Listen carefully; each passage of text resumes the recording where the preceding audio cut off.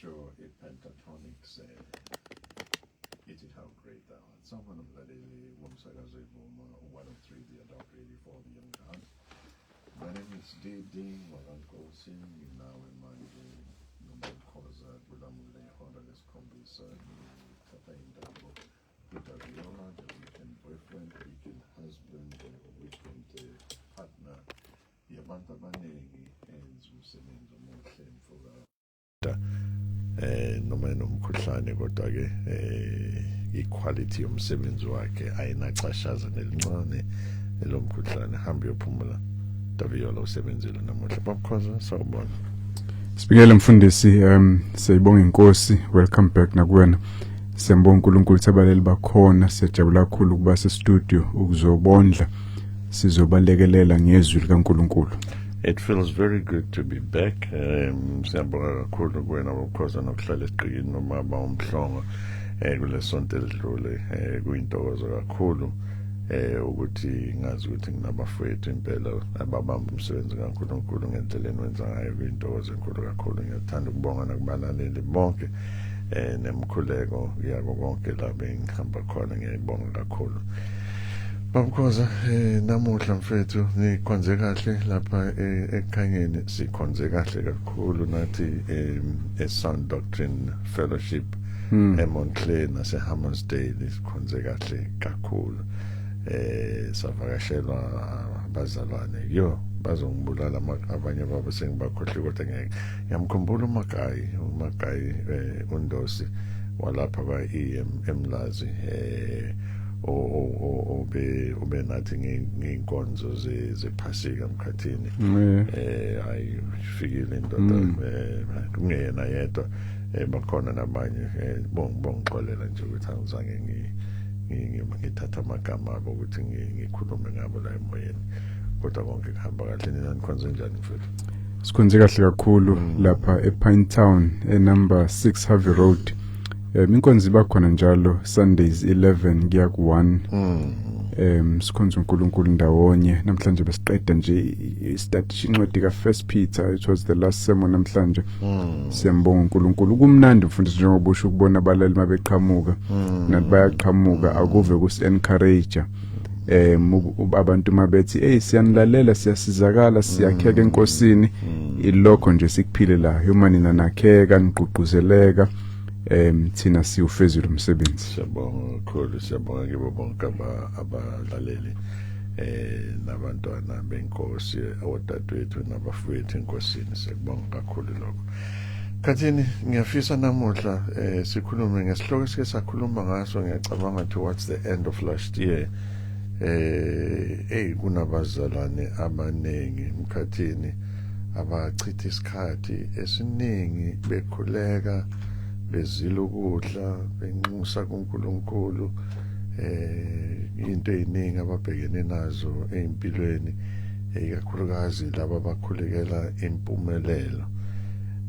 Kodwa ngiyafisa ukuthi sibheke la ukuthi lempumelelo iza njani emkhathini iza ngokuthi uhlale nje ukhuleke ufaste ube diligent unikele enkonzweni unikele emsebenzini kaNkulunkulu ungasebenzi noma usebenza ke asithi usiyasebenza uNkulunkulu wenzela isibusiso waqashwa emsebenzini noma waqala ibhizinisana unendlela nje uphila ngayo yokusebenza ithini lento izilwenkosi lithi as long igama lakho libhaliwe nje emabhukwini asemsebenzini ukuze kupheleni kwenyanga noma kupheleni kwesonto uhole lento yokusebenza ngokuyikhandla lento yokukhuthala ungasebenzi nje ungenzi nje lokuthe ukwenze but go beyond the call of duty and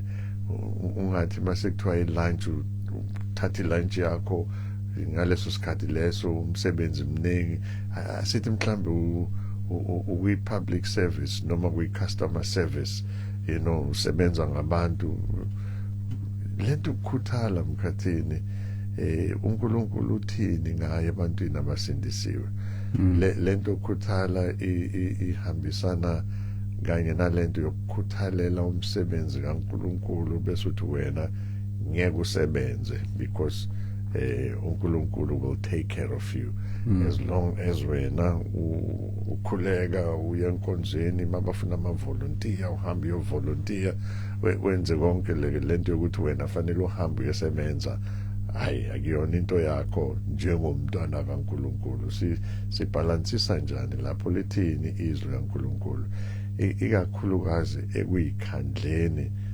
nasekukhuthaleni ngiyafisa ukuthi sikhulume ngaloko mkhathini kepha ke njengenjwayelo ke ngaphambi kuba sikhulume ngako lokho siyayicela usimakade ukuthi abe nathi sikwazi ukukhuluma izwi lakhe ngendlela enenhlonipho emfanele umnini wezwi. Siyakubonga uNkulunkulu wethu ufanelwe inkazimulo nokudunyiswa wena kuphela uNkulunkulu emhlabeni nasemazulwini uNkulunkulu ongcwele odale konke okukhona futhi ogcwele umusa owasinikelela indodana yakhe ukuze ngokufa kwayo sixolelwe izono sikwazi ukuba nobudlelwane nawe. Siyakubonga kakhulu Nkosi. Siyakubonga ukuthi insindiso yethu ayidingi sikhuthale kodwa imahala kodwa masusindisile uyathanda Nkosi ukuba sikulingise wena uNkulunkulu osebenzayo. Uyafuna nathi sibe abantu abangahlali phansi kodwa abenza izinto ngezandla zabo. Sho njalo ezweni lakho ukuthi mobekade ntshontsha ngabe santshontsha kodwa enze okuhle ngezandla zakho ukuze akwazi ukusiza nabanye. Siyakhuleka Nkosi masicabanga kulenyanga kwa sikhuluma ngabantu abasha sicabanga abantu abasha kulenyanga basize abaningi babo isilingo sokungafuna ukusebenza sokungafuna ukwenza lutho ubasize bakhuthale yakhulukazi osubasindisile wena baveze izithelo ezinhle zikamoya zokuba abantu abayikhandlayo yonke into abayitholayo bayenze ngenhliziyo yabo yonke ukuze wena ukhazumuliswe babe ibonele ezinhle ivangeli lihlonipheke kubantu abasibukayo singabe abantu abakwenqinayo ukusebenza abahudula inyawo kodwa siveze okuhle okuvela njengesithelo sikamoya ongcwele sisize inkosi sikhulume kahle size abalaleli bakheke udumo nenkazimulo lobe kuwena egameni lika Jesu amen. Amen. Siyabonga mkhathini. Kathina sikhulume ngaphambi kwasingene kulesihloko sethu sanamuhla sikhulume nasi isikhathi sesihambile uJuly uhamasonto ambadlwana nje ezayo nayi inkomfa kaJuly sendleleni.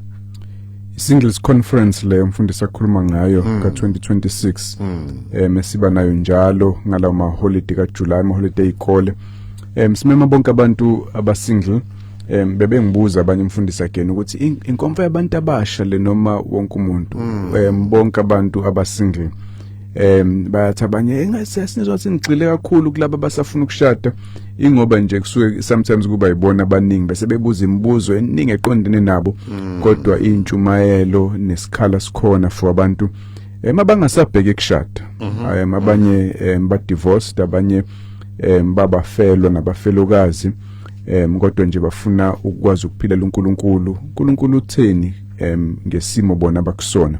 Sikhuluma kulokho ngetheology of friendship lithini iBhayibheli ngendaba yobungani yokujwayelana nabantu benabantu ophilisana nabo abangana abawusiza empilweni babona kanjani abangesilusizo makufanele ama friendships okufanele uwaqede wavale ngoba ayakulimaza kunokuthi akwakhe sikhuluma ngazo zonke lezi zinto uJuly lo 11 kube kumgqibelo mhla ka11 July kusukela ngo9 ke lapha ka3 Semontclair Recreational Hall lapha enumber 191 Wood Road lapha eMontclair. Wood Road ne 191 is just across inqanqathela yeitolo ekhona lapha eMontclair. It's the only inqanqathela yeitolo in eSemontclair mofike lapho nje usufikile phambi amehlo nje ubheka ngaphesheya kwi ground next door ne ground nje ila e191 ikhona mkhathini i program imi kanjani mkhathini sesihlukanise ngama session sicela kakhulu ekufundiseni first session khona ukuhlabelela kuyakhulekwa and then ikufundiswe kuba nesikhathi se fellowship ne lunch ilunch provide abantu abadinga ukukhokha esiphathela nje lo mnikelo sokuthanda ukusipha wona ukuze sibuyisele ikhwameni zamabandla kodwa ayikho registration kodwa ke uzolungiselwa ngakho kubaleka ukuthi usazise ukuthi uyeza khona sokwazi ukubala kahle abantu akumele balungisele ukudla. Then there's a second session with teaching and then a lot of time ekugcineni yokwazi ukuxoxa ukubuzana imibuzo ihlezi iminingi imibuzo makuyinkonfa efana nalezi abantu banezimo eziningi ehlukahlukene ezinye ukwazi ukuyicabanga mase prepare kodwa mase ulivula ithuba then abantu babuze sikwazi ukuxoxa broadly ngezinto abantu ezibathintayo abanye baphawule their own ideas balethe ubufakazi babo ukuthi bona uNkulunkulu basize kanjani in their singleness and so forth. So kiba kanjalo inkonfa yethu kuba usuku nje suke sihlelele wena ukuthi wondleke ngezwi likaNkulunkulu sibe nesikhathi sefellowship ukwazi ukufellowshipa nabazalwane mhlambe wona lama friendship esikhuluma ngawo akheke khona la amanye we know in the past have led to imshado ethize kodwa ke siyazi abantu abaningi basuke bengabhekile lokho bafuna nje ukwazi ukuphilela inkosi ngesikhathi bengakagani noma futhi bengasazi ukugana bese bathumela kanjani imininingwane ukuthi bazoba khona. Ngiyazi ukuthi bakhona seba respondile siyabonga kakhulu kunina nonke senibhalisile noma senithumela imiyalezo lapha kwi WhatsApp line yethu. We cannot phone ukwazi ukufona kepha uyakwazi ukuthumela i-message le number babukhoza zoyikhipha inamba ye WhatsApp usho ukuthi ubani wakabani nizoza nimangaki makhona uzoza nabo umuhamba wedwa kanjalo naye usho ukuthi uhamba wedwa ithini number lo babukhoza 073 267 2613 asiphinde 073 267 2613 Sibona nekhona ngomhla ka11 obekhona babukhoza babunkosi babudlamini umfundisi umgqibelo awungabala ngithini nje ubaba umhlongo ubaba Mabhida ubaba Mkhoza unjilo awu yobe ibophela impela kumnandi kakhulu sizele kona nokuphendula yonke imibuzo engabe nizoba nayo. Khathini asingene kulesihloko sethu sanamuhla mfowethu. Asibiyele emuva mhlambe siqale emuva kule state se innocence la kungena sono khona uNkulunkulu edala umuntu Genesis 2:15 sibona uNkulunkulu ethatha umuntu emise engadini nenhloso kaNkulunkulu ukuthi ngempela masokhuluma ngalento yokusebenza sikhulume ngalento yokukhuthala sikhulume ngalento yokuyikhandla ingabe lento ibisecebeni likaNkulunkulu noma icolonialism ikakhulukazi thina ke la eSouth Africa noma ndlu emnyama icolonialism bese kuba iapartheid lezi zisiphoqa ukuthi sikwazi ukusebenza kanzima kangaka bekuyintando kaNkulunkulu yini from the beginning ukuthi umuntu nje odale ngomfanekiso kaNkulunkulu whether umnyama umhlophe unjani uyellow green ngabe kusentandweni kaNkulunkulu ukuthi umuntu asebenze futhi makusentandweni kaNkulunkulu ukuthi asebenze uNkulunkulu bezimisela ukuthi umuntu asebenze njani asebenze ngokuyikhandla noma asebenze nje ukufika noma ukungena kwesono kuyishintshile leyo nhloso kaNkulunkulu yini na noma kuyishintshanga noma umuntu bengafanelanga asebenze so usebenza manje ngoba kungena isono ingako mhlawumbe ukusebenza kulukhuni kunzima ekuqaleni mase siyemuva le la uNkulunkulu edala umuntu bekuyini inhloso kaNkulunkulu ngokusebenza kumuntu. It's very interesting mfundisi ngoba isekuqaleni kweBhayibheli nasekuqaleni kweCreation we meet uNkulunkulu wethu ezambula kuthina for the first time. Tokuqala eqamayo uNkulunkulu osebenzayo. For 6 days uyasebenza uNkulunkulu busy uyacreate umhlaba namazulu uarrange izinto uyadecorate wenza izinto ebengekho ibekhona uyasebenza azaphumule ngosuku lwesi7 then uma edala umuntu umdala ngomfanekiso wakhe enjalo umuntu engakoni engakawele esonweni umbeka lapha ensimini yaseEden uthi isebenze ke Adam uyinakekela insimi wayifuna iimprove akhe izinto uNkulunkulu abengazakhanga khona wayizo spread even beyond insimi akha amabhilidi akha amadolobha uNkulunkulu uyachazeka ngokubona abantu bemlingisa besebenza. He is a busy God, a diligent God. uNkulunkulu okuthandayo ukuproduce izinto uyathanda ukusebenza. Le yanto esibanayo masisakhula abafana abancane sixabanisa nobaba yokufuna ukulala ukuze kuphume ilanga ungafuni ukwenza lutho ufuna ukubuka iTV nokudlala ama game ukonakala nje kwesono lokho kwangena kuthina okusenza sivilaphe umsebenzi wenqenise kodwa sasidalele to accomplish izinto even noma sisindisa uNkulunkulu sinikeza iziphiwe ezahlukahlukene ufuna sisebenze ngezandla zethu ngeenqondo zethu kube khona izinto eziachievayo umuntu uNkulunkulu wayesidalele ukuba active nokuba busy kusukela ekuqaleni. Now uma umuntu ethi uyisidalwa sikaNkulunkulu futhi wenziwe ngomfanekiso kaNkulunkulu lento ithi kunama attributes uNkulunkulu awashare nathi kunama lawo ama attributes angawashare nathi amenza abe uNkulunkulu gelekeqe ithini ke lento yokwenziwa ngomfanekiso kaNkulunkulu ebese awufuna ukusebenza ufane naloNkulunkulu okudalile yet uzibize ngesidalwa somfanekiso wakhe.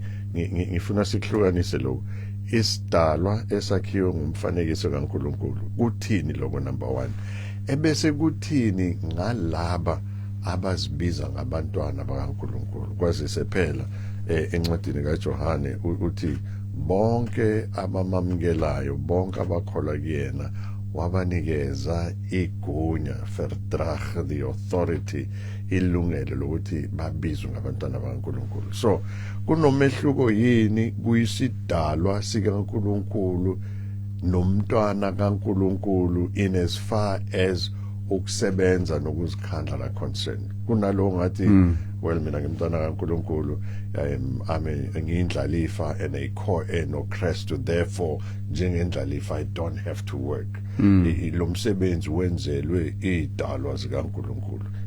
Is there a difference in relation to lento yokusebenza nokuyikhandla? Nature kaNkulunkulu kusebenza and then bonke abantu abadalile ufuna bafane naleyo nature. Yebo abangakholwa bakude nokulingisa uNkulunkulu bajwayele ukumelana noNkulunkulu bangayinaki intando yakhe. Wena osindisiwe omntwana kaNkulunkulu izona ixolelwe ugcwalisile umoya engcwele uNkulunkulu kubuyisela endaweni yakho kumele ufane naye even more than labantu abangakholwa noma usakhona umfanisa uNkulunkulu osele kubona kodwa ufane naye wena even more.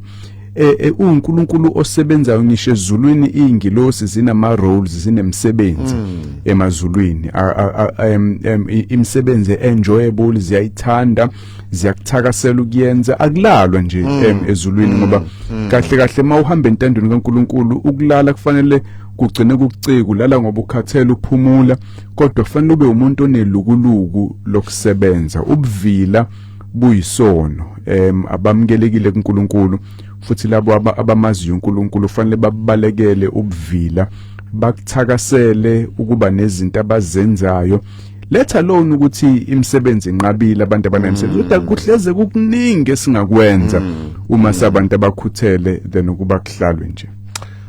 Asibheke izwi emkhathini sesibhekile ekuqaleni kokwenhloso kaNkulunkulu nasekudaleni umuntu mayelana nomsebenzi wamthatha wambeka engadini wathi akayisebenze ayilime.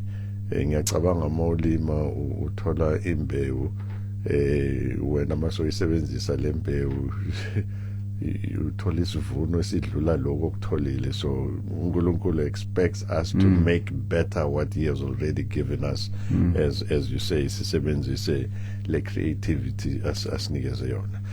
But mesiqhubeka ezwini ingabe kukhona la izwi lisifundisa khona lisiqhuquzela khona lisexwayisa khona ngalento yokukhuthala nokusebenza. Yes, iziningi indawo incwadi yezaga kahle kahle yayibhalelwe young men eyiningi ibhalwe uSolomoni futhi uyababuka labafana bakhe uyayibona izinto eyazi laba kunika nomvila la sonke siyazi masakhula kumnandi ukulala kumnandi ukubuka iTV non-stop uma kuthiwa yenza something ngathi uyahlukunyezwa uyasiyala ke uSolomon uNkulunkulu through yena kwizakeni mangicaphunela nje izimbalo khona izake iveza ukuthi ukukhuthala isikhathi esiningi kuletha impumelelo nokuhlonishwa njengomuntu uma ufuna ukuba umuntu onezinto kwezakhe uNkulunkulu ambusisayo ohloniphekile futhi emphakathini iba umuntu okhuthele nje yebo kuyenza sometimes uNkulunkulu asifake enhluphekweni kodwa akungabi ukuzenza kwakhe for example iZaga 12 verse 24 isandla sabakhutheleyo siyabusa kepha amavila ayakuphoqelelwa umsebenzi abakhuthele bagcina bephumelele babe yikhulu babe awo supervisor imanager babe wama officials endaweni ehlukahlukene ba-own amabhizinisi konke lokho kuza ngokukhuthala komuntu kepha amavila agcina enza noma yini okuthiwa wayenze ngoba anqinile ukulontuza ukukhuthala ukuze aveze amakhono awo Izaga 13 verse 4 inhliziyo yevila iyafisa kodwa ingatholi lutho kepha izifiso zabakhutheleyo ziyaneliswa ngokugcwele ivila liyahalela nalo njengabantu bonke kodwa lithola lutho ngoba liyanqena ukusukuma lipatanise sihlanganise kepha umuntu uma enezifiso bese ekhambisana nokukhuthala usucelile kuNkulunkulu wamncanca uNkulunkulu ukuthi akulekelele bese wenza konke uNkulunkulu akunika amandla okwenza wena zithi Izaga 22 verse 29 ingabe ukhona umuntu ombonayo ehlakaniphile emsebenzini wakhe yena uyakuma phambi kwamakhosi akayikuma phambi kwabantu abangelutho nje Izaga 6 verse 6 uthi yana kuyintuthwane siyalazi leli sonke sakhula sitshelwa ngalo yana kuyintuthwane wena vila bhekisisa indlela zayo uhlakaniphe nakuba ingenamholi namphathi nambusi ilungiselela ukudla kwayo ehlobo ibuthisisa ukudla kwayo ngesikhathi sokuvuna ayidingi ukutshelwa umuntu iyazi ukuthi ubusika biyeza makuyisehloba ngisebenze ngoba there's a time ningakwazi ukusebenza khona uNkulunkulu ufuna sifunde kuzona zonke lezaga ukuthi ezinye zendlela asibusisa ngazo asinika ngazo esikudingayo thina nemndeni yethu ukuyikhandla nje kwethu asibeke into perspective ikakhulukazi for abalaleli bethu abala eMzansi kakhulu ngiyazi ukuthi silalelwa abantu umhlaba wonke iqiniso lithi kulesikhathi esiphila kusona eSouth Africa imisebenzi ayikho noma sitshelwa ukuthi imisebenzi ayikho angingathi imisebenzi ayikho into esidayiselwa yona ukuthi imisebenzi ayikho into esibonayo ukuthi nalemsebenzi ekhona iyagwazelwa into esibonayo ukuthi nalemsebenzi ekhona kuyabangathi umntakabani wazana nobani kuyikhule iphethe endaweni ezithile whether kahulumeni noma kuseyinkampanini nangumntana kaNkulunkulu uyafuna ukusebenza ukhuthele kepha konke lamethu ufika khona ufika kwanqingeje kuyagwaziswa izwi lenkosi lithi ungakhiphi bribe futhi ungamukeli bribe nangathi uya ngapha akaziwa umuntu ngoba lemsebenzi whether amathenda noma imisebenzi nje uthi umuntu noma eapply so ya apply nje ukuthi ugcwalisa umthetho ukuapply ebese umunye anga apply kwaka apply because it's so discouraged so yenze lento so many a times ne acknowledgement nje ukuthi iCV yakhe noma application yakhe itholiwe kuvele kuthule ukuthi du bese uya give up uNkulunkulu uzombeka kanjani icala lo muntu ngoba isystem injalo isystem injalo simlekelela kanjani lo muntu makbribe wa ungabribe wena ezinye izindlela zokwazi ukuthi uNkulunkulu uyafuna yini ube nayo into noma akafuni ukuthi ikhona nendlela yokuyithola leyo nto ngendlela eqondile mawungakwazi ukuthola umsebenzi ngendlela eqondile kusho ukuthi uNkulunkulu akafuni ube nawo linda nje uqhubeke wena ukhuthale kulamathuba uNkulunkulu akunikeza wona sometimes umfundisi ziyafika inhlupheke impilweni zethu ngenxa yentando kaNkulunkulu hayi ngoba khona okuwrong esikwenzile thina hayi ngoba khona la esingazange sikhandle khona kodwa ngoba uNkulunkulu nje unqumile ukuthi kufanele kufike inhlupheko kuthina ngenxa yokufuna ukusivivinya yokusikhulisa ekukholweni yokuveza inkazimulo yakhe ngokubekezela kwethu and so forth. But sometimes ezinye inhlupheko ziza ngoba thina khona singakwenzanga kahle sivuna lokho esikutshalile nalokho siyakubona eBhayibhelini. Ungavumiki ukuthi uhlupheke ngalendlela izakhe ikhuluma ngayo ngenxa yobuvila bakho. Into ubungayithola kubuzamile kodwa unqene kwakuzama nje uvele wenza ama excuses amaningi wathi vele kuyagwazwa vele bayanikezana ngizokuzama nokuzama. Methemba uNkulunkulu uhambe ngemigwaqo eqondile. Ungayigwegwisa imigaqo yakho kodwa wethemba uNkulunkulu. Yenza konke okuqondene nawe. Zilungiselele ngayo yonke indlela, zama konke okufanele ukuzame wena bese ke uthemba uNkulunkulu kulokhu okungekho emandleni akho. Kodwa kungalokuthi ugobisa idolo kusathane ukhokha izinto ezikhokhwayo noma wenza okungalunganga ukuze uphumelele. Would the same response oyinikeza manje ifane nale culture ne system engibona iyanda nakwamanye amazwe ase West impela? In fact, the United States is one country eseyiqala ukwenza lokho, lento yokuthi uhulumeni afune sithembele kuyena, uyena ozosipha izindlu, uyena ozosipha 350 bokuphila, uyena lo uthi uzothola imali engaka ngengane eyodwa ebese kwakheka iculture ukuthi hayi ukuze le mali ibe ningi qhubeke nje senze izingane sibe khona. Iculture yama grant ngokuhlukahlukana wabagulayo, wabakhubazekile, wabakhulile ngokweminyaka and all of that. Is that culture not creating excuse for abantu ukuthi well umsebenzi ayikho, well hulumeni will take care of us, therefore I don't have to do anything? Angiyazi kakhulu ipolitiki. Kodwa ke noma kuthiwa uyayithola leyo mali, ngicathi ukubalele kakhulu ukuthi wenzani ngayo. Ngicathi mawukuthi ugcina uthola umntwana ungashadanga ngenxa yayo, sekukuthanda imali lokho nokungamethemba uNkulunkulu, akufanele wenze njalo. Ushada izingane ikhula kahle emshadweni, uNkulunkulu ukhazumuliswe lokho. Kodwa ke uma usukuleso simo uyamukela imali, hlakanipha ngokusizwa uNkulunkulu. Emkhuthala musukuba umuntu ophila ngokukhangeza. Amabandla yebayaliwe ukubalekelela abantu abahlwempu, kodwa ibandla futhi liyayala ukuthi lingamsiza umuntu obonakalayo ukuthi lo unawo amathuba okwazi ukuyiphilisa inkingo oqhaqwe obuvila nje. For example, uzathu Timothy uPaul Timothy chapter 5 basiza abafelokazi bangempela, kodwa kuba abangempela.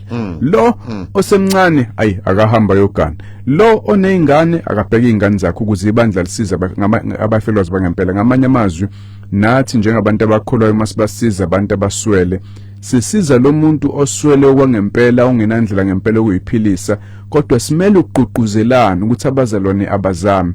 Zithi iZakhariya 2:13 ivila livele lithi khona ingonyama ngaphandle nebhubesi, ngizobulawa phakathi emgaqweni. Uyabona umuntu obona ingozi kuyona yonke into ufele ngabe uyayizama, akazi ukuthatha risk, akazi ukusukuma kuphume endlini ngoba kunebhubesi la, ngithumeleleni imali. So akufunakala lokho. Ngiyafisa ukuthi siqhube kakhulu le yobuvila, ngoba ngaphambi kwesenjalo asithathe nangu uChristopher Kamdletshe uthi amen. Bafundisi noma bafundisi bemfihlakalo yaphezulu uzwele banzi kaSibiya uthi sibingelele studio, ngibingelela nabantwana basekhaya, ubaba uSipho Maduna eseMagate, uSisu Sirake intombi yomsuthu eBoxburg. Le ntombi yomsuthu ivela la ngoba last week I was surprised with le ntombi yomsuthu eshukuthini. Uthabiso Mayema uthi good evening my pastors, I'm looking forward to enjoying your inspirational, informative and spiritual show in Jesus name, amen. Amen. Siyabonga Thabiso wakamyema ukhayelihle kamthimkhulu uthayibonge inkosi bafundisi silalele nomndeni wami. Siyabonga imfundiso eziphilileyo ngezwi lenkosi uJesu ngombuso kaNkulunkulu esingama citizens akhona, masilandele kahle izimfundiso zikaKristu. UGayi Kavezi uthi siyabingelela abafundisi nabazalwane. Kodwa befundisi beningeke nje nicele umpostoli uPaul ashintshe umqondo khona umkhumbi ungeke uphahlazeke. Ngiyacabanga ukuthi ukhuluma nguphahlazeka komkhumbi ka lo umpostoli uPaul beka kuona baya eRoma neyiboshwa ezinye 276 people. Umfundisi besikhonza namuhla besikhonza ngalelo verse ukuthi uma uNkulunkulu ethi umkhumbi uzophahlazeka impela, akukhathalekile ukuthi kunobani emkhunjini futhi uneyinkakha ezikwazi ukugwedla lo mkhumbi. Lapha ku verse 22 kwiZaga chapter 27 usho njalo uNkulunkulu uthi hayi lo mkhumbi uzophahlazeka. Asikwazi ke Dweba ukuthi singamcela umpostoli Paul because naye akuyena othe umkhumbi uzophahlazeka. Ingelosi kaNkulunkulu efike kuyena yamazisa ukuthi uNkulunkulu uthi uzophahlazeka. Bengiyena umpostoli Paul ocele lokho, so kusho ukuthi uNkulunkulu phela. The funny thing ngalento nomkhathini ukuthi mufika ku verse 33 lento akhuluma ngayo ubaba uVesi, bafastile bakhuleka for 14 days but uNkulunkulu usasho ukuthi usazophahlazeka lo mkhumbi. So asikwazi ukucela baba uVesi ngoba uNkulunkulu ukwenze noma uvume ukuthi kube njalo. Khethiwe kaMzimela uthi ngiyabingelela abafundisi bami. Cha, kwakungeyona inhloso kaNkulunkulu ukusebenza kanzima. Ukusebenza kwakunokunakekela nokubusa phezulu kwe-creation yakhe, but ukusebenza kanzima kuvele after the fall of Adam and Eve, sebeqoshiwe in the Garden of Eden. Ngiyavumelana noMzimela ukusebenza kanzima because uNkulunkulu after kwisono sekhuluma isiqalekiso ukuthi umhlaba will produce thorns and thistles, but akusho ukuthi uNkulunkulu bekathi singasebenzi, akusho ukuthi uNkulunkulu uthi singakhuthali. Mhlambe iloko mkhathini, but otherwise uzomphendula. Nawo ngenze njalo njengaye lo uzenze njalo lapha ku Facebook page yethu, iSound Doctrine Hub Facebook page yethu, noma lapha ku 0737091991 0737091991, noma sikhulume nawe bukhoma, sithathe ucingo lakho bukhoma khona la e-studio ku 086101030 086101030. Asithathe na umunye umlaleli wethu. Siyakubingelela, sawubona. Sanibona befundisi, njengenjwayelo ngihleli nani ngila eSimbere Maritzburg uMakhumalo. Ngiyabonga ngohlanani kuze kushayelo lohora ngindalele.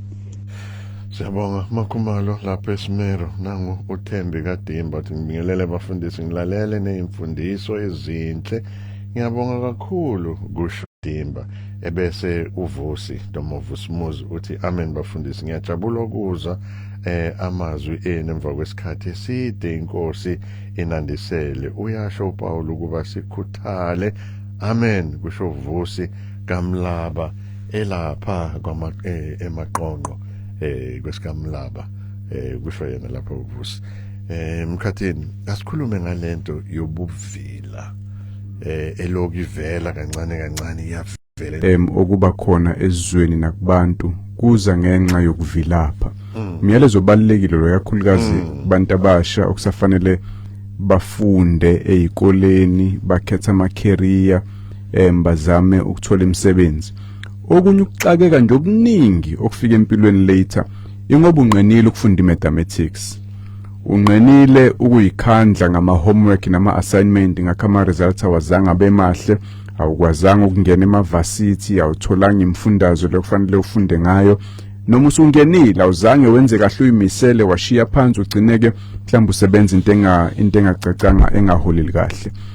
Nakhona usuthola umsebenzi awuyimiseli khona, ngakho awupromoteki, nabantu abaqashile bayayisola ngoba uyakhekheleza, uyavilapha, uyakhonona, wandile ngokukhuluma kodwa umncane la ekutheni uproduce izinto eziproducewayo. Kubalekile ukuthi simlalele uNkulunkulu. Izaga 24 zithi ubuthongo obuncane, ukozela okuncane, ukugoqa izandla nje kancane ukuze uphumule, khona ke umpofu ubuyokufikela njengomphangi mawufuna ukulala ufuna ukuhlala phansi awufuni wena ukuyikhandla umpofu vele kufike ungakulindela wonke umuntu uyafuna ukuthi impilo ibe mnandi abe nayo yonke into ayidingayo nemali kodwa ke akusiwo wonke umuntu ofuna ukusebenza uthi uPaul emayikhuluma nabanjalo sijwayele ukulikhuluma lelo ku 2 Thessalonians chapter 3 uthi ngoba ngesikhathi sisenani uverse 10 lo saniyala sathi uma umuntu engathanda ukusebenza makangadli ngokuba siyeza ukuthi abanye benu bangamavila behla benyuka bengenzi nolunci kodwa beyigaxa endabeni zabanye kulabo abanjalo siyabayala futhi siyabakhuthaza enkosini uJesu Kristu kuba basebenze ngokuthula badle esabisinkwa sonke simele ukuyigalela ukuthi asifuni ukudla isinkwa somunye umuntu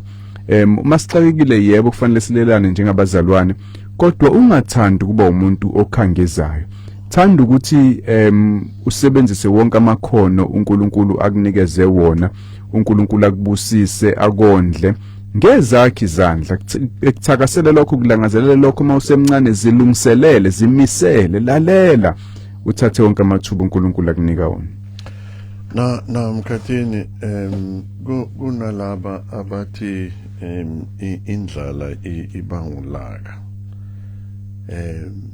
kuyenzeka yini ukuthi kulaba abalambile ngabo ubuvila mhlawumbe noma kungebona ubuvila bagcine sebenza izinto eziphambene hayi nezwi likaNkulunkulu nje kuphela but uyithole futhi ziphambene nemithetho yezwe siyayibona lento kwabase Efeso for example chapter 4 verse 28 khona umyalo othi owebayo ontshontshayo makangabe eseba kepha kunalokho makakhuthale asebenze okuhle ngezandla zakhe ukuze abe notho alwabela ontulayo uPaul la uconnecta indaba yokuntshontsha nokweswela ukungabi nalutho kodwa okuhamba nokungafuna ukusebenza uyabona la uyabayala ukuthi yekani leyo kuntshontsha ngenani kule yokusebenza ngezandla zenu abanye Efeso babengafuna ukusebenza bethi indaba yokusebenza ngezandla into yabantu kazana leyo mina angeke ungithole ngibamba izinto ngezandla ngomnumzane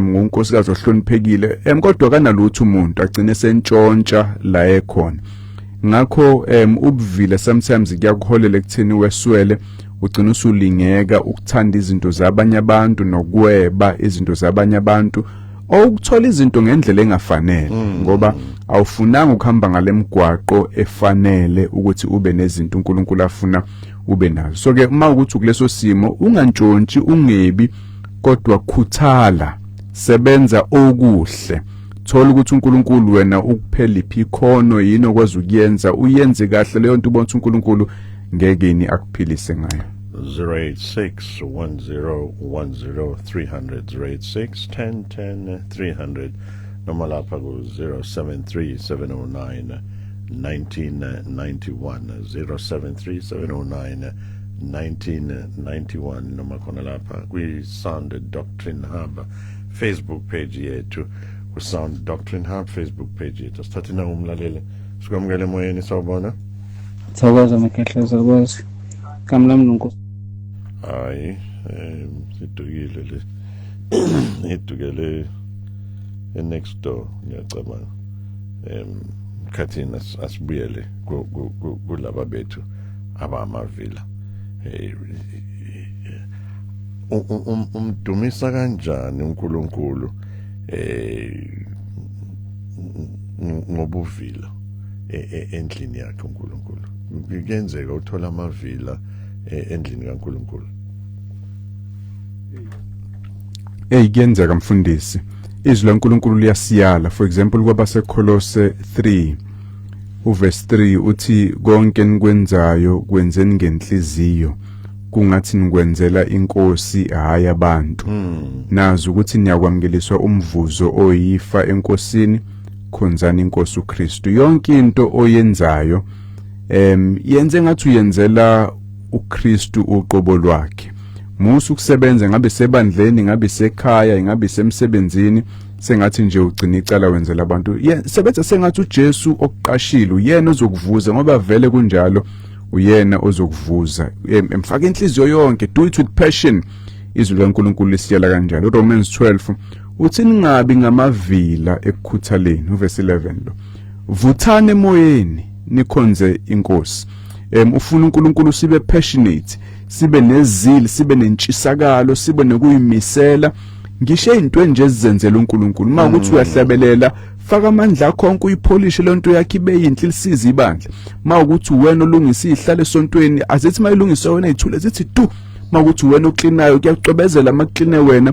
Mawukuthi uyafundisa, uprepare kahle into yakho. Yonke into esiyenzela uNkulunkulu asifake inhliziyo yethu kuyona. Bese sithatha leyo ndlela siye naye ema-office emsebenzini, siye naye einkampani esisebenza kuzona, siye naye emakhaya. Saziwe njengabantu abangasiwa amavila, abantu abayinikelayo, bakuthakasela abantu ukuba seduze kwethu ngoba siyalekelela, siwusizo, sikhuthela, sihudule inyawo. Nangu usindisiwe Nkantuli, awusanelisiwe Nkantuli, uthi kepha bafundisi ibhlungu indaba yempumelelo. Ngoba uke uthole abangazani noNkulunkulu, abangasindisiwe, abanabo uNkulunkulu abanye nje, bephumelela, beba nemali, badlule lo okhulekayo nomthandayo uNkulunkulu, vele nje kuphambane. Now it's a good point, Mkhathini. How do I deal with this thing yokuthi laba bangamthanda uNkulunkulu noma bangazani noNkulunkulu through uKristu sibabone bona bephumelela bangasebenzi kanzima? Thina sibizwa ngabantwana bakhe noma sisebenza ngokuyikhandla siphumelele njengabo. Kunevesi lethi ungayikhathazi ngokuphumelela komubi. Mawazi umuntu ongenandaba noNkulunkulu ephumelela, ungayikhathazi ngalokho kungakuhluphi. iBhayibheli kwelibachaze njengokukhuluphaliswa kweinkomo ngaphambi kokuthi kufike ilanga lokuthi ihlatshwe. Niyazi nizobe nidinga inkomo kuyihlaba, idliswa mawala ngalezo insuku, ikhuluphala inonophale kanti sekusondela ukuhlatshwa kwayo. Sometimes uNkulunkulu wenze njalo ngabantu abangakholwa, ungakulangazeleli ukuba nempumelelo yabo, kodwa etholakala ngeindlela engafanele noma abangamdumisi ngayo uNkulunkulu. Wena hamba obizweni uNkulunkulu akubize ngalo. Mawukuthi uxakekile umsebenzi awutholi, impilo enzima, kuyenze uNkulunkulu akubize ngobizo njalo. Asikhuluma ngokuthi wonke umuntu omzalwane kufanele acebe abe nemali, akusikho lokho esikushoyo. Uma wenze konke okusemandleni akho, umuntu oyikhandlayo, okhuthele, ongavilaphi, kodwa uNkulunkulu akubize nje ngobizo lokubahlwempu, lokweswela, ungabi namahloni mawuhlupheka ngenxa yokukholwa umzalwane. Ungabone ngathi khona okungahambi kahle, ungakulangazelele nokuphumelela kwabanye, ungayifisi into kamakhelwane wakho. Hamba nje kuyileni yakho, ukhonza uNkulunkulu ngokuyinikela, ungabi yivila bese wamukela leso sabelo. Ngokwenze njalo uNkulunkulu uyokuvuza ngesikhathi esifanele, noma kuthiwa la emhlabeni noma kungakhona la emhlabeni, mkhulu umvuzo womuntu othembekile empilweni uNkulunkulu ambize ngayo, ahambe ngayo, and then uNkulunkulu uyamnikeza umvuzo mayifika emazulwini. Sibona umpostoli Paul lapha wena Mkhathini umekhuluma ngobizo lwakhe, aphinde akhulume futhi ngokuthi levangeli abizele kulona ivangeli leinhlupheko number 1. But mawubheka futhi lapha ku 2 Corinthians chapter 12 verse 10 uyayiphinda lento yokuthi uyayiqhenya ngeweakness yakhe, uyayiqhenya ngama-hardships awabhekile, uyayiqhenya ngama-persecutions abhekene nawo, because bese athi when I am weak, that is when I'm strong. Mayelana nalomlaleli kaMphemba sikuhlanganisa njani konke lokho? uPaul wayetsheliwe kahle ngelanga uJesu amsindisa ngalo, embizela emsebenzini afuna wenze ukushumayela ivangeli ngaphandle kwezwe lakaIsrayeli kubantu abezizwe. Wathi ngizokukhombisa konke omele ukungihluphekela ngakho. Wayibizelwe einhluphekweni uPaul eshumayela ivangeli kubantu abangafuni ukulizwa, bemhlukumeza, bezama ukumbulala, bemgandaya ngamatshe, eboshwa, ephahlakelo omkhumbi njengoba kade nikhuluma ngokuphahlaka komkhumbi kuningi ukuhlupheka abhekana nakho kwakuubizo ayenalo wayengasilivila nakanci uPaul kodwa wayeumuntu oyikhandla uthi wasebenza wedlula bonke abanye abapostoli gijima yonke indawo ubhala inqwaba yencwadi zeBhayibheli watshala inqwaba yamabandla kuhle lokho ku-honorable lokho awudingi ukuba imillionaire ukuze kuvele ukuthi umuntu oyikhandlayo akusikho lokho esikushoyo uma uNkulunkulu ekubize kanjalo ukhuthala nje la uNkulunkulu akubize khona mawune inhlupheko empilweni yakhe kube inhlupheko eyivele enkosini hayi inhlupheko eyilethwa wena ngenxa yokungenzi kahle uJakobe usho njalo ngalezi inhlupheko lapha encwadini kaJehova ukuthi zishape i-character yakho lezi zinto uthi asothi ukujabula kodwa mayifika inhlupheko ngoba siyazi ukuthi iveza ukubekezela isenza sibe abantu abafana noKristu abane-character enjengeyakhe msoke akusiyinto embi uNkulunkulu uyayisebenzisa empilweni zethu as long as nje kungekhona ukuthi uvuna lokhu okutshalile or more accurately awuvuni ngoba vela utshalanga uzange usebenze kusakhanya kodwa mawukuthi uNkulunkulu uyiletha ngezizathu zakhe azizamkele sibekezelele simethemba uNkulunkulu kuzona bese silindele umvuzo wethu omuhle uNkulunkulu asinika wona masihamba ngokuthembeka phambi kwakhe Sathi nangumlaleli sakamukele emoyeni sawubona Ngiyanibingelela basakazi bami kuvuma FM hayi kona kuyisona ukuvilapha uNkulunkulu uyayakubeka impela eBhayibhelini ethi kuyisona ukuvilapha uphiwe izandla noninyawo ungawusebenzi ngani kuyisona ukuhamba ucela ukudla kubantu ulu kanti ubusubeka icala laba abakuncishayo kanti isona uyesakho ngoba uNkulunkulu ukudalile izandla nenyawo hayi kona kubi bantu bokholwa ukuba ngahlahla ukuvilapha nangayo yonke indlela nangaphandle ke kokuvilaphela ukusebenza ukuthi uzondle ukuvilapha nje kuningi ukuvilapha mhlawumbe uvilapha nokuphila nje impilo yakho uzenzele umuntu uphuma uzenzele uvuka uzenzele ungadipendi kwabanye abantu usho njalo umzalwane lapha sithathena ngomunye uthi bafundisi bami siyakholwa bagcotshwa benkosi uKristu waseNazaretha usaniphethe kahle uNkulunkulu bengicela bandla nobaba ningiphe lesifundo sanamhlanje okay uyacela lo mzalwane uthi ucela isifundo sanamhlanje ungasithola kwi-Facebook page yethu sorry about that phinda ushaye lapha ku 0861010300 shaya lapha ku Facebook page yethu noma emva kwehlelo uthathe le nombolo esiphuma ngayo noma le nombolo ezimbili esiphuma ngayo sizokwazi ukuthumela yona directly kwi WhatsApp yakho sasikwamukele emoyeni sawubona hello mfundisi ninjani siphilile nkosi yami sikhuluma nobani kuphi ngikhuluma nobaba uMzobe le eMkhomazi baba uMzobe eMkhomazi yebo nkosi hayi baba ngiyalizwa izwi ngoba ngempela umuntu oyizila baba uyamthuka ngesiphethu uNkulunkulu yazi nje ngiyambona incwadi kaJobe uJobe uthatha wayekade ngakuyo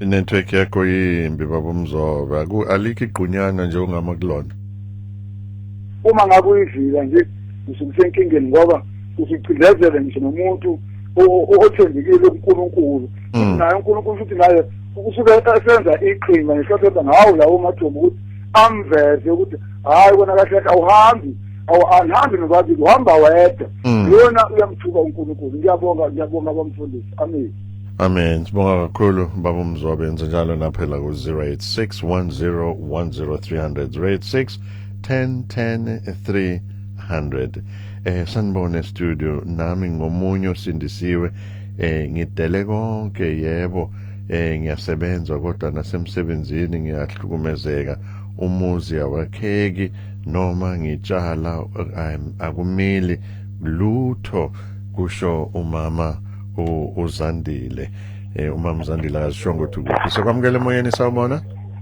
Sanibona mbamkosi siyaphila nkosi yami sikhuluma nobani kuphi siyaphila basho sasanta kwenze kubo anonymous. Kulungile mfethu kunomsindo nje kwi-background yakho ake sizame futhi. Yebo, ngithi mina ngiyabonga nje bamgosi Nkosami kakhulu ukuzwa amazwi aqine kangaka uzwe. Mina ngiyaphawuleke kakhulu. Ngithi nje ngisilokhuzana nge-student senu Nkosi yami bantu. Ngifunda kakhulu, ngiyabonga nje uNkulunkulu ngomsebenzi aniphona. Okunye-ke bamgosi. Baba, yebo ngithi mina ngageza phela angazi nagcina kuphi kule mfundiso yelokhuzana lokuthini eyenkolo. Ngangilinde ukulalela ukuthi mhlawumbe nizoyithinta nale yezayoni baba. Angazi ukuthi nisazobe nithinte yini noma bakithi ngoba hayi kuhle manje siyafunda. Hayi mfethu angikuthembise ukuthi sizoyithinta kuleso delizayo. Ngiyayithanda le Zayoni futhi mangathi ungayithinta ungathi kunezayoni ezikhona lapha eMtshezi ezihola ubaba umfusi maungazi ngazo ngiyathemba kulesonto elizayo sizokuphatha konke lokho nabo ubezwe mesingakwazi ukubathola ubezwe nabo ukuthi amazayoni ahamba njani ngoba kunale uzayoni obujwayelekile esikhule sibazi sonke bakhona amanye amazayoni sokuthinta kodwa ngesonto elizayo angageqa amagulu. Siyabonga baba ngoba iyashisa masifika lapho uthi Nkosi yami yazama ukubabonisa ngoJesu. Hey mama, Nkosi yami abanyabo ngingamoshi isikhathi. Ngiyabonga kakhulu kumfethu lapha usho njalo izayoni akuzona zonke izayoni ezingamfuni uJesu. Kunezayoni izayoni eseyishintshile impela. Kunezayoni nje ezisound ngale ndlela, ezireformed ngale ndlela. Nangu amandla kamoya lapha endwedwe equota u1 John chapter 2 verse 16 no verse 17 othi for the world offers only cravings for physical pleasure and cravings for everything we see in the pride of our achievement and possessions. These are not from the Father but are from this world, and this world is fading away along with everything that people crave. Ushanjalo, uti children of God are obedient to His word and disregarding what looks like a good, pleasurable, and physical eye. Ushanjalo. Sikwamukele moyeni sawubona.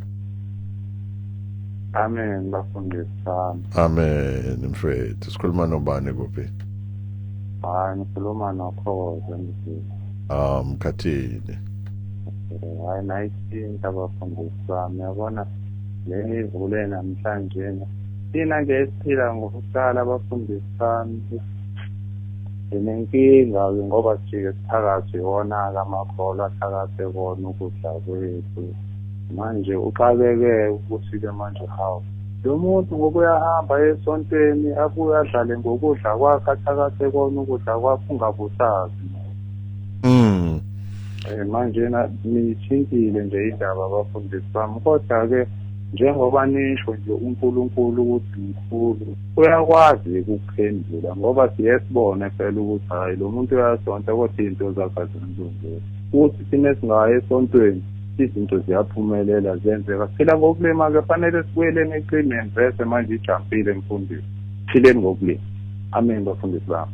Amen Mkhathini. Ngiyacabanga umfweni ukuzwa kahle kulento okhuluma ngayo. Asithathe nangu ukugcina nje maningi lama calls kodwa asithathe lo. Siyakwamukela emoyeni sabona.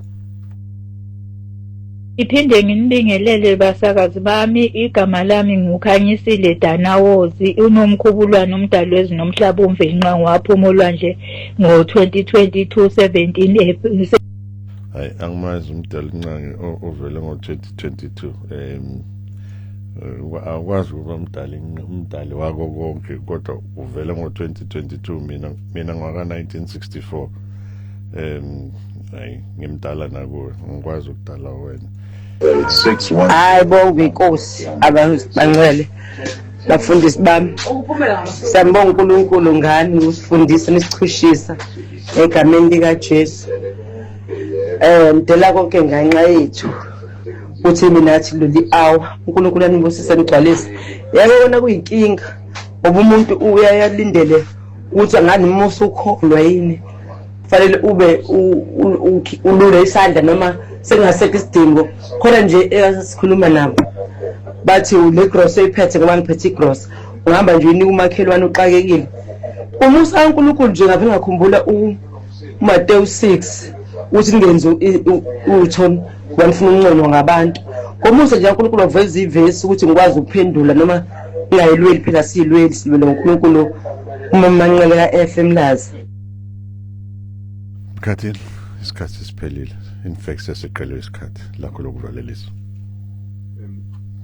Simbonga uNkulunkulu ngokuthi abalaleli bezwe asikhuthaleniki inkosi yethu yakhazimulisa ibukeka iyinhle nakubantu abangakholwa uma sabantu abakhuthele thina siyikhonzayo funda phela ukuyifundela izwi likaNkulunkulu ngokwenze njalo awuzudidiswa ukhoza didiswe unkosi noma ndoda thizeni ke noma nkosikazi thizeni noma nomkhulungane ka22 and 22 kepha students kamoya ingcwele uqobo lwakhe uNkulunkulu akakubusise sibonane nawe ngesonto elizayo